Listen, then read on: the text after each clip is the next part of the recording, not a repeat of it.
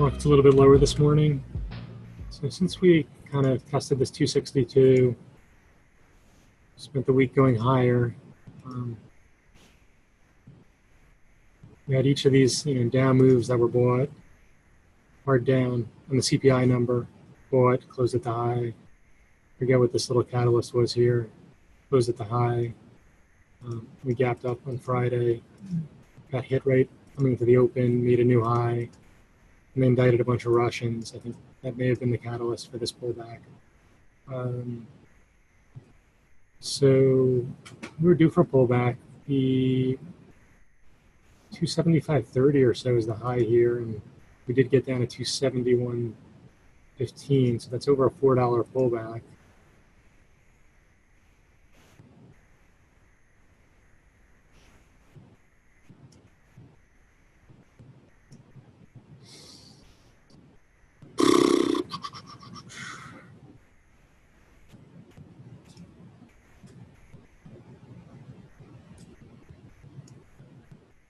Let's figure out some upside stuff here. So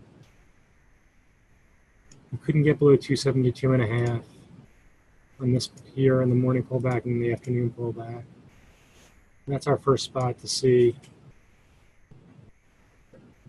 We work our way up to here and fail.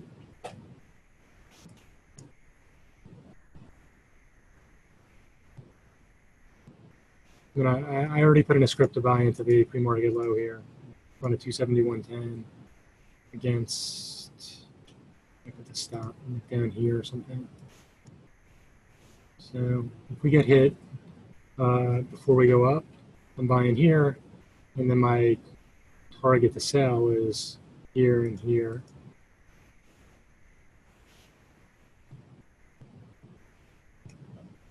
Anybody who came in with puts today, I'd probably take off 25% on the gap down and kind of see how it unfolds.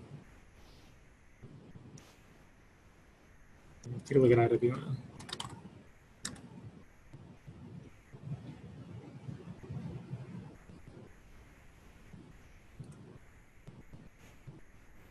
All right, so we have a level to trade against here, 152.5. I've been support at the end of the day on Thursday, supported on the open on Friday.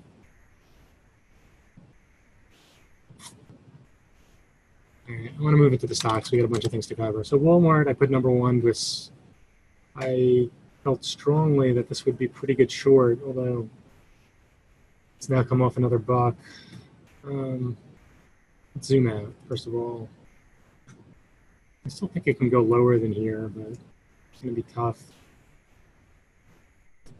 So if we go to last quarter's earnings, they gapped it above 94, and then it was accumulated, looks like around 96, which a bit down there.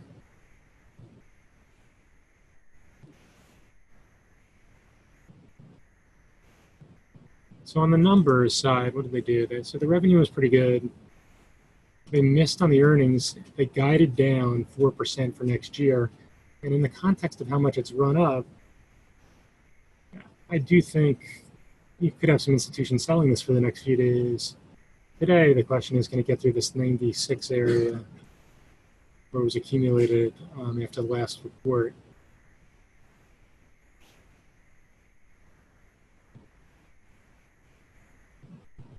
Now, the reason why I think the bigger picture can get below there is it's had a really nice run. Broke out from above 82, it gapped here. So 82 to 110, $14 pullback from there brings us right back. Well, that's 96. Fuck. So a 50% pullback from this move here, this gap up that happened in October to here, actually puts us right at 96, which is also where it was accumulated after last earnings. So people are definitely going to be looking at buying there. Now, in the coming days, it doesn't mean can't try to test this gap on the last earnings, which was 95, and maybe move inside of it. I think that would be great trade there as well. So let's zoom in again.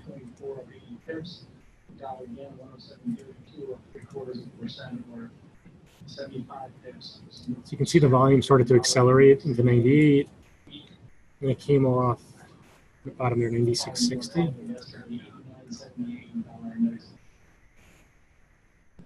It's trying to find a bid.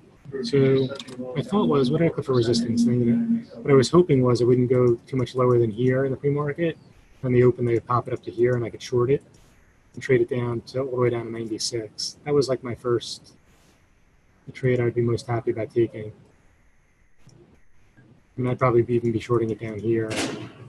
Confirmation would be if it gets up above 98, would just be a failure here, holds below 98, starts trending lower, just have a trailing stop, and play it all the way back down towards 96. Obviously, they're saying something in the conference call where people are buying it. The volume spiked up here, so maybe we will get that move back up to 98 now.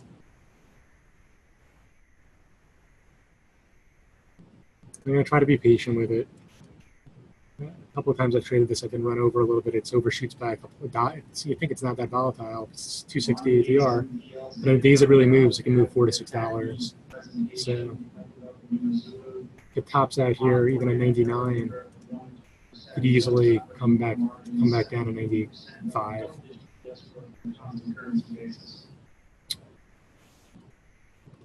All right, next one is Home Depot HD. I thought the numbers looked very solid to me. They had a nice big raise on the dividend. The only reason something like this would come off after that type of news is they would look at the longer term and say, hey, maybe this move from 163 to 206 got ahead of itself and needs to come off. But if we look at it, if we do another like divide, here's this move.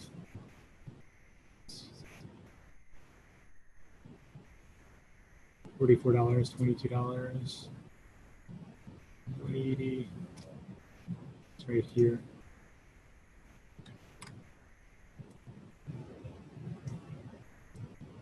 I was just splitting this move in half. Actually, this is quite a little consolidation here, isn't it?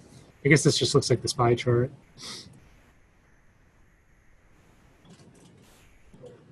Now we're gapping here, so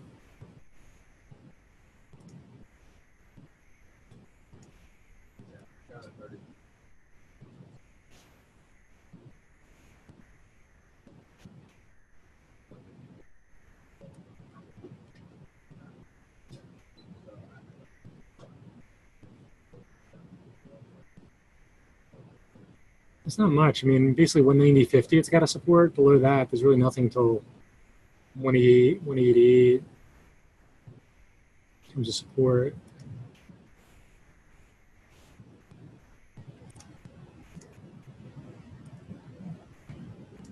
Initial move, they took it up to 190. As I said, 190.50, when we zoomed out, there was the spot. That's where they're trying to hold it now. I guess it's possible that 190.50 could drop, but it comes a little bit through and then does one of those.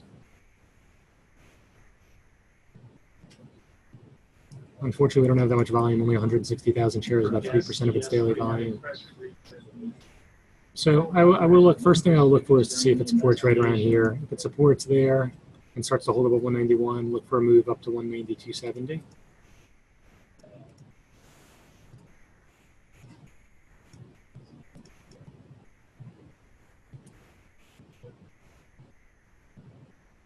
Of course, if it comes in hard here and then can't bounce, comes into 190, bounces maybe a little bit of 190 above 90.50 and then gets below 190, make that move, play down to 188, 188.50.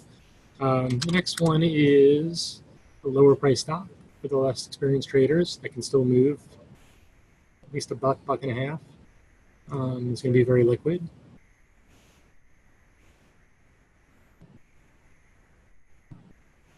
And my impression on this was the China numbers looked okay, so that's always the most important thing with these the gambling companies. How are the Macau numbers?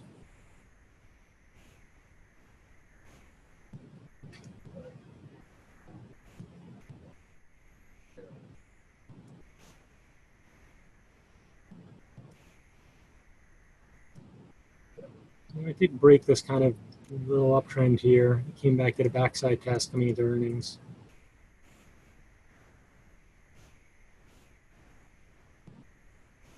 Looks like it was already down here at 33, and some people bought. See, it was bought here earlier last week. On the sheet, 32 and a half. Okay. So I use this here, this area here where it reversed. I guess that was when the market bottomed, probably.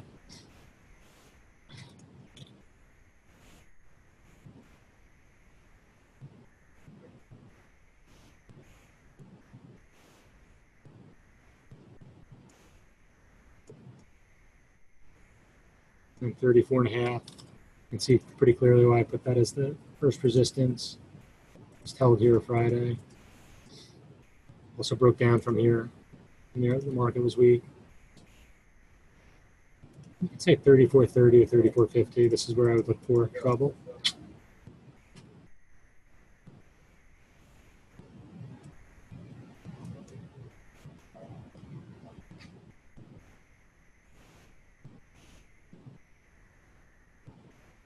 It hasn't even done 1% of its average daily volume in the pre-market, so we don't have a lot of information.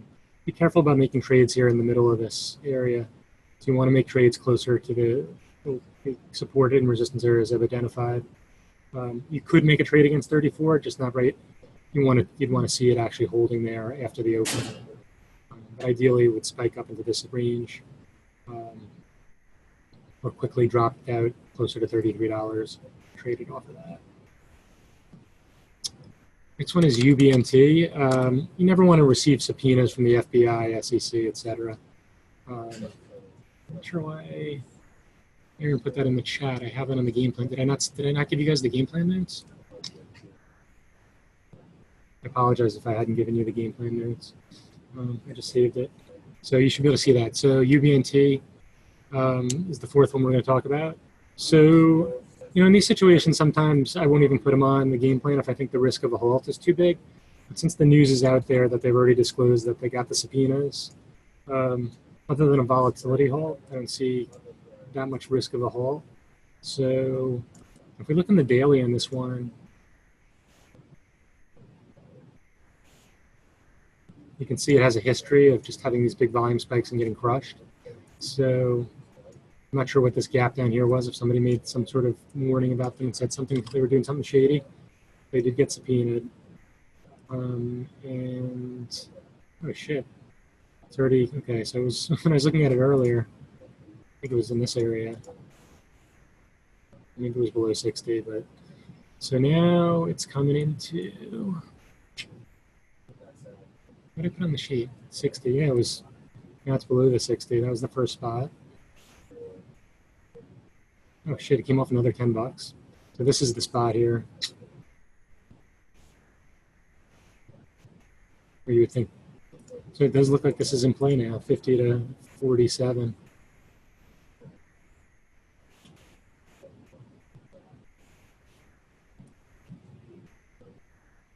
It's the worst type of news. I mean, other than the FBI raiding your offices. So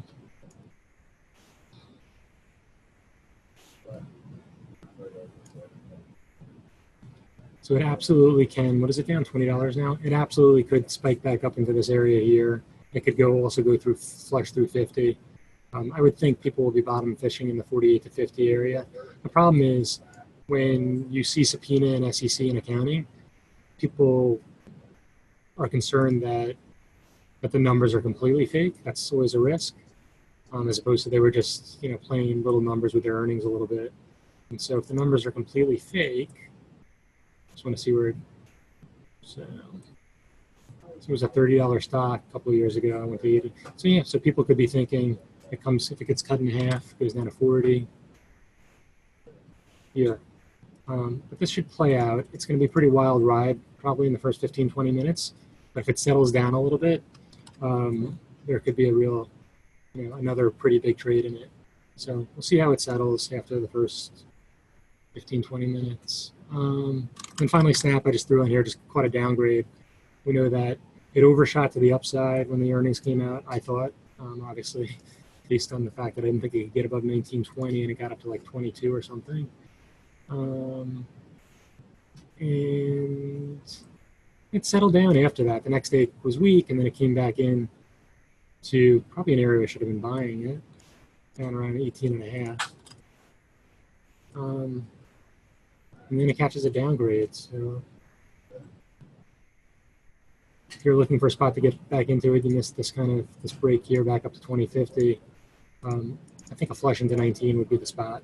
Anyway, that's why I put it on there. I wouldn't spend a lot of time on it, but I just thought there was possibly one interesting trade. All right, VFC. This was interesting on Friday. When I was doing my review, my initial idea was to be able to short a pop on the open to this area here. They opened it so low, below all of its support levels. I shorted into the prior support that as they would become resistance, which was here to here, but it overshot. I got stopped. Then it came off, and then when it came back up, I reshorted. I think it was 77.75, something like that. And it went above 78, then held. And then as it started to roll over, I was willing to hold it to trend all the way back down to 73. But then it reversed and held above 77. I got to stop there. So it was an interesting one where I had a short bias. I actually caught the long here from the pre-market 73 to 75 real quick and started to short the prior resistance, prior support as a resistance was stopped, put the position back on, started to trend again, reversed hard enough that I got stopped, and he eventually trended all the way back down to 74.70. So people wanted out. The volume really came in at the end of the day. I would think as long as it's below $76, I'd be looking to still trade it short. 75.60 to 76 here would be an ideal entry. And look for a move back down to 73, 74. And then Shake Shack. Shake Shack, I think some people bought that with me at 37.50. We bought it where somebody read in the open that was buying. The buyer stepped up to 37.80, sold some into 38.50, and the buyer stepped up to 38, sold some into here, into this pre-market support up at 38.80, closed at $38 below there. Just try the same trade again. If it flushes right on the open close to 37.50, buy it, and then look for it to hold above 38. But in order for it to have a bigger bounce, to get back into the 40s, it's got to hold above this kind of 38.80 to 39 area. Hope you enjoyed that video. You can actually watch that video if you're subscribed to our Trader 90 before the market even opens. What stocks are in play? What levels in those stocks are important, and how we might go about attacking that stock. That's Steve Spencer, 20-year veteran trader, laying it out there every morning before the market even opens. A really, really powerful tool to start your session off on the right foot. So right now we're offering a trial that you can take advantage of to access this meeting and other meetings throughout the day. We have a meeting at 11 a.m. Eastern where you can sit down with Mike Bellafiore and listen to him talk about what's going on during the morning session, what stocks were in play, what the best trade opportunities were, as well as maybe some things that we're looking at heading into the afternoon session. So I really encourage you to take advantage of that trial.